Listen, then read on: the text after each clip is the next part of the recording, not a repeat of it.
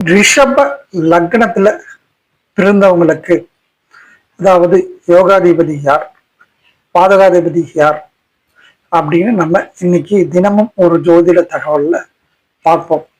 இந்த ரிஷப லக்னத்துல பொறுத்த வரைக்கும் மிகவும் யோகத்தை கொடுப்பவர் அப்படின்னு சொல்ல போனா புதன் பகவான் மட்டுமே செய்வார்.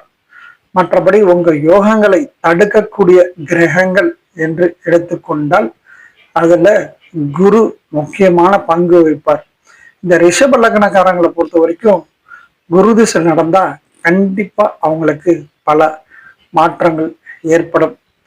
அதனால இந்த ரிஷப லக்னத்தை பொறுத்த வரைக்கும் யோகாதிபதி என்று சொன்னால் புதன், அதே மாதிரி சுக்கிரன் ஆட்சி பெற்று யோகம் பெற்றாலும் கூட உங்களுக்கு அவர் பாதகாதிபதியாக வருவதால் அதனால் உங்களுக்கு கண்டிப்பாக நல்ல பலன்கள் எல்லாம் நடக்காது.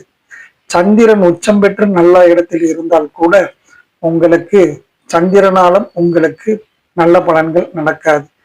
யோகத்தை கொடுக்கக்கூடியவர் என்று எடுத்துக்கொண்டால் உங்களுக்கு புதன் பகவான் ஒருவரே முதன்மையான யோகத்தை செய்வார். ஆகவே இந்த ரிஷப லக்னத்துல பிறந்தவங்க எல்லாமே கண்டிப்பாக அவங்க திருவெண்காடு அங்கு சென்று புதன் பகவானை ஒரு முறையாவது வாழ்க்கையில் தரிசித்து விட்டு வந்தால் நிறைய மாற்றங்கள் வெற்றிகள்